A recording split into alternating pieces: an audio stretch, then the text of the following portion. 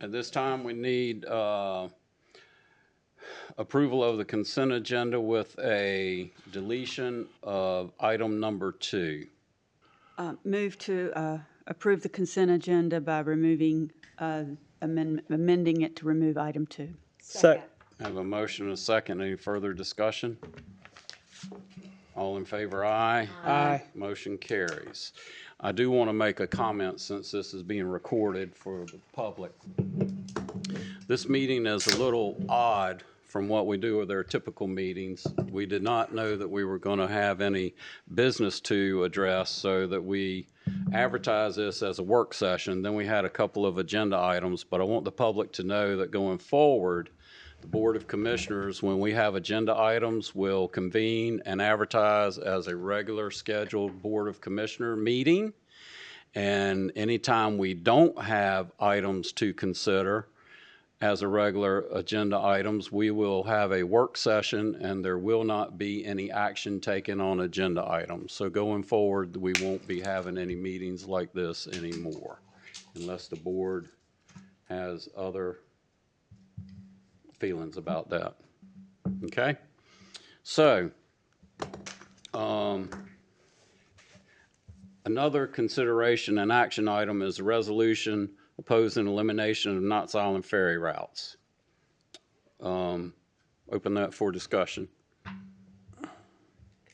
Didn't we approve the consent agenda? Yeah. Okay. I know we amended it. Yeah. Well, while everybody's looking at their notes, I'll tell you, the ferry division has sent notice to counties with ferries that they intend to cut back on the number of routes that they have. And the reason being is because the General Assembly did not adopt a budget, but I'm going to call them out on that.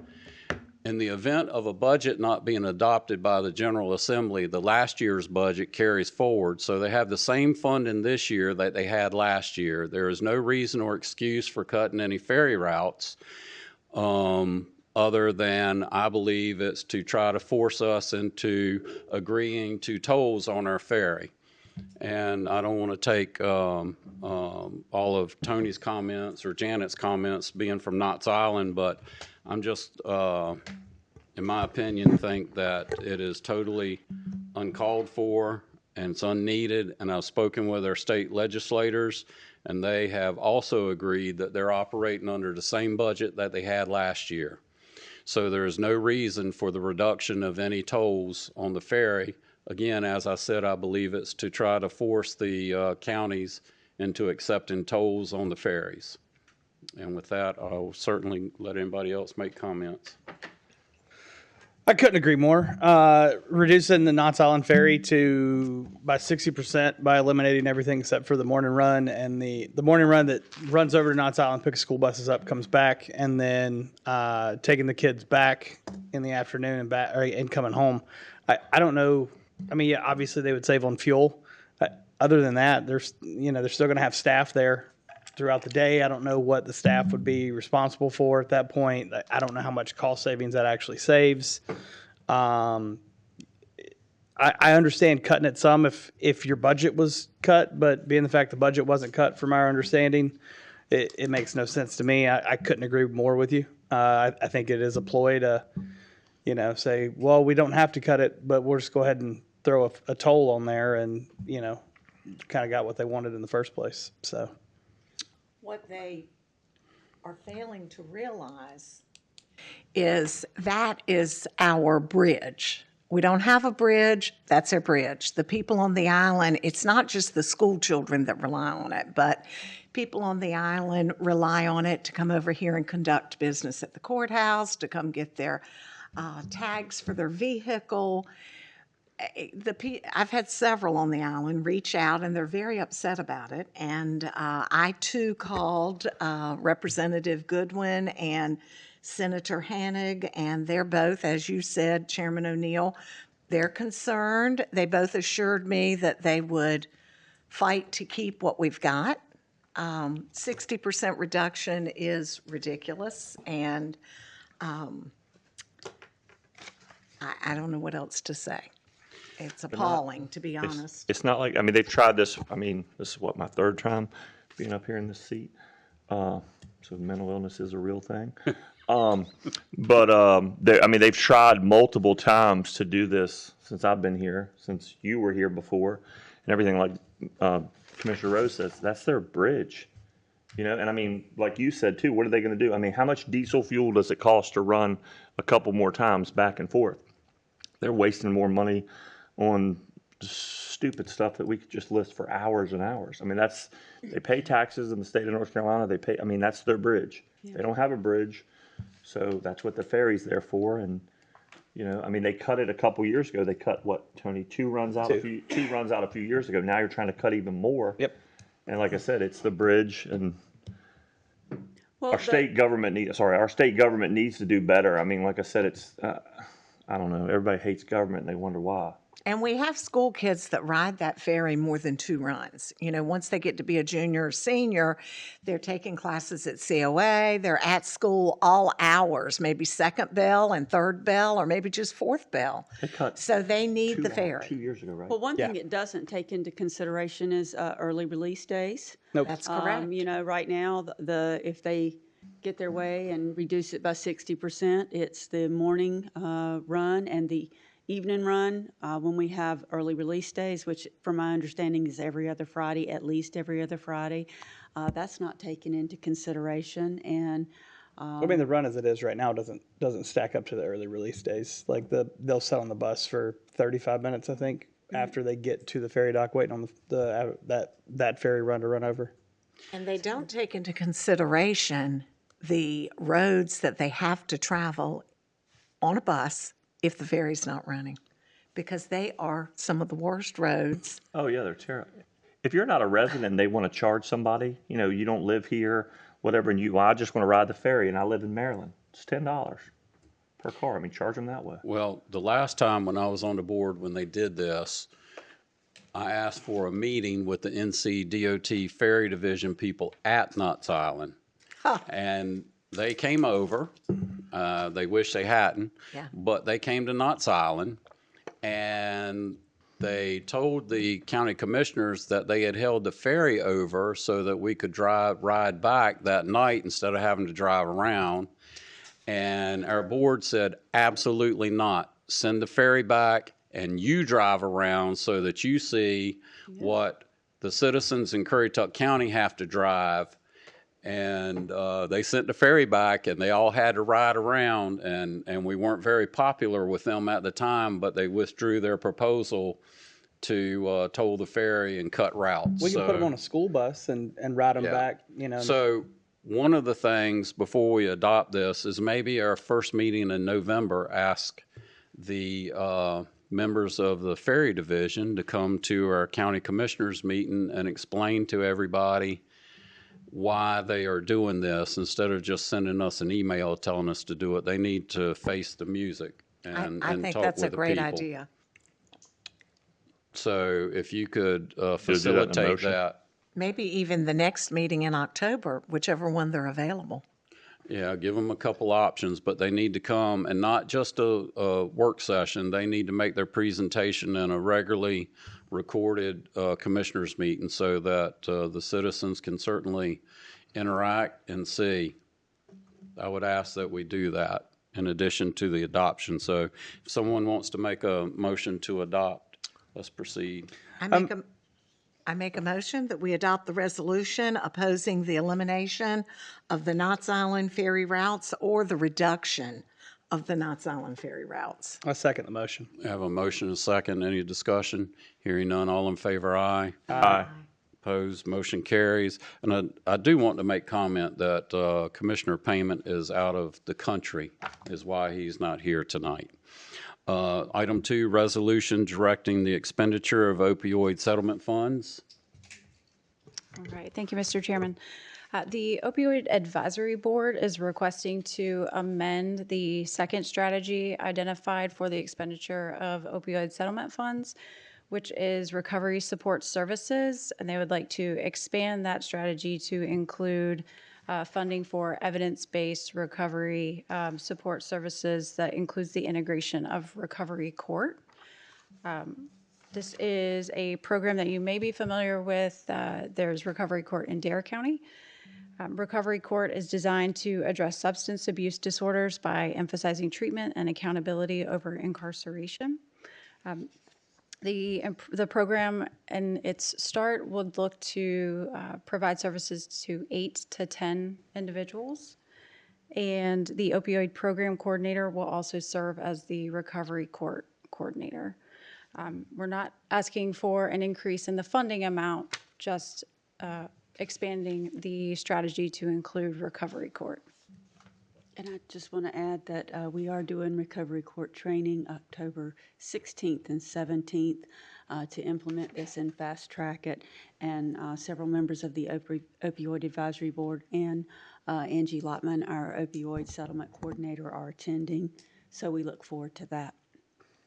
And I At the believe this has extension. been successful in Dare County, very successful, so. We attended that, a session down there, and it was a huge motivation in us trying to implement this here. Small baby steps, as Rebecca mentioned, 8 to 10, but certainly big journeys start with single steps. So I look forward to getting this in place.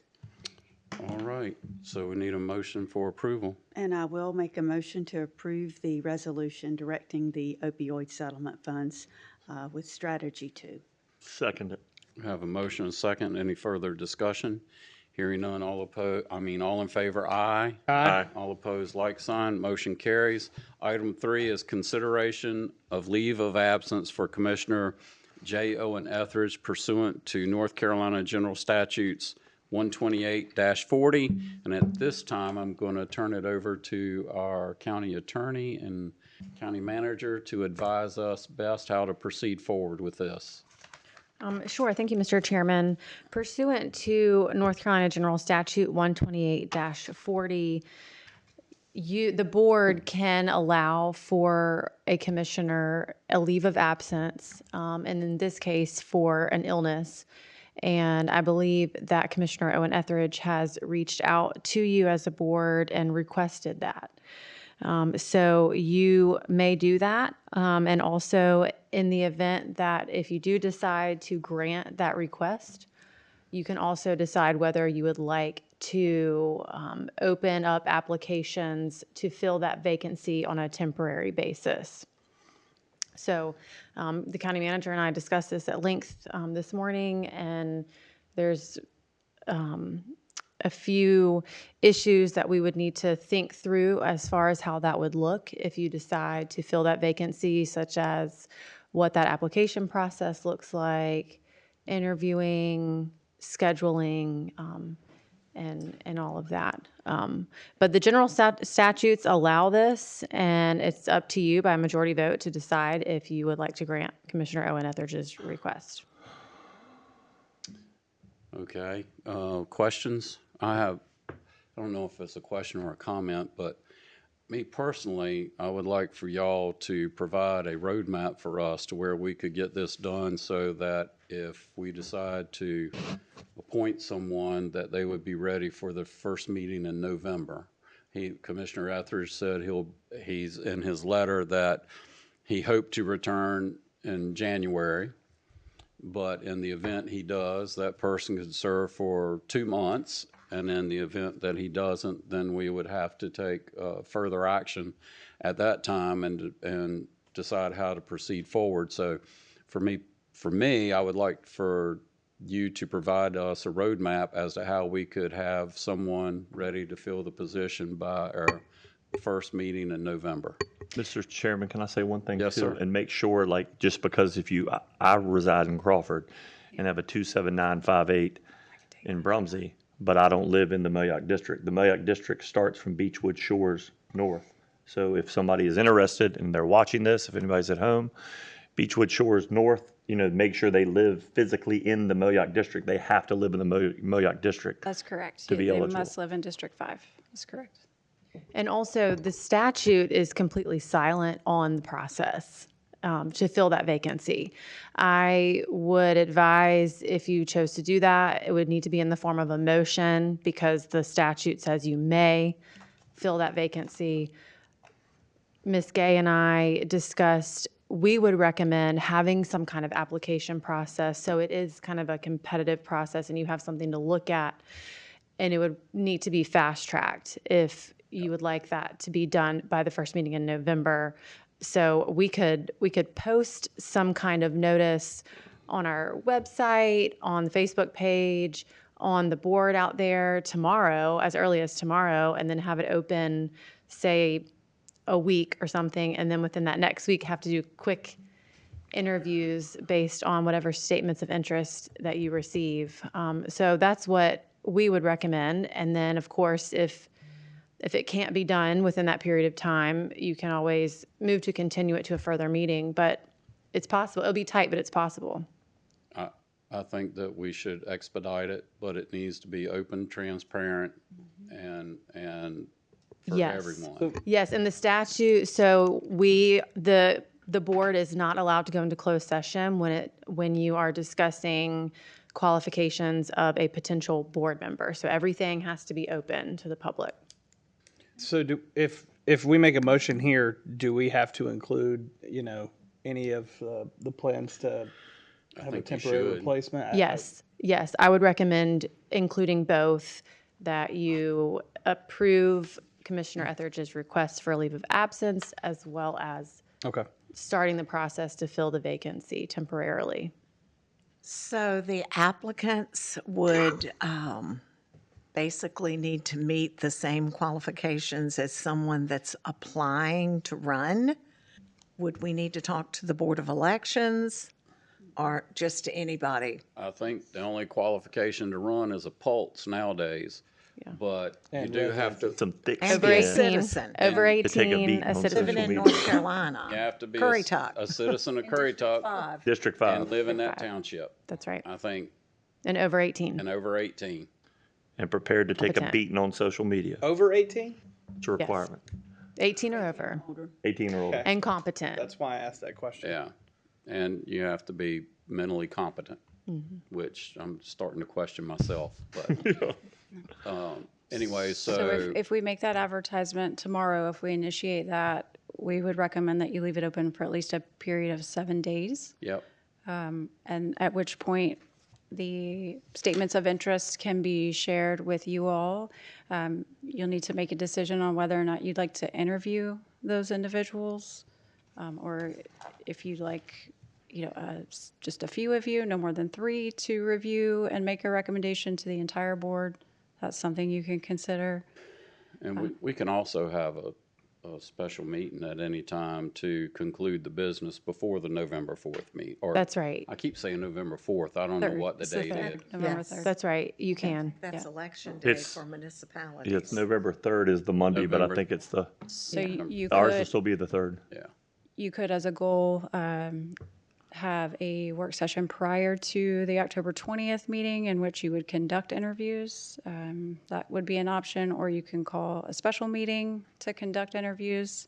I You think would- the main thing is to get, first for the board to make a motion, direct you to advertise it, take applications with the goal of the first meeting in November, and then we can decide after you get the applications in if we need to have a special meeting or a work session before that meeting in November. What will be the process for choosing? Will we do interviews or will we just look at the applications? Just up to the board. Let's see how many. Yeah. How many you applications- There get? might be one, It might be 3, might be 0. you know? It might be 30. Yeah. I think we So- should just wait to make Yeah. a decision about that until it closes and based Paper, on rock, how scissors many tournament. applications we get. Don't forget If spot. we get 30, I don't think we have any obligation to interview 30. I think we Eagle could sticks. certainly vet based on what the application in front of us is. And if we needed to interview a couple, that's kind of standard process in hiring anyone. So I think we should just, first of all, put it out there, get it up and running tomorrow and see how many applications we get. I agree. Last man / woman standing brawl in the parking lot before the meeting. No, I'm just kidding. Okay, so we need a motion to accept his leave of absence. I make a and- motion, Go ahead. I make a motion to accept Commissioner Etheridge's leave of absence request as well as to seek a replacement via application process to fill in temporarily while he is absent. Mr. Chairman, one thing, does he need to add pursuant to North Carolina General Statute 128-40? Go ahead and add that. Pursuant to North Carolina General Statute 128-40. And also, I would recommend including the date that Commissioner Etheridge requested. I think he requested a leave of absence until January 1st, 2026, That's correct. which later can be extended if it Okay, needs so, to be. and include Commissioner Etheridge's request for the leave of absence to extend to January 1st, 2026. All right. Second. I have a motion and a second. Any further discussion?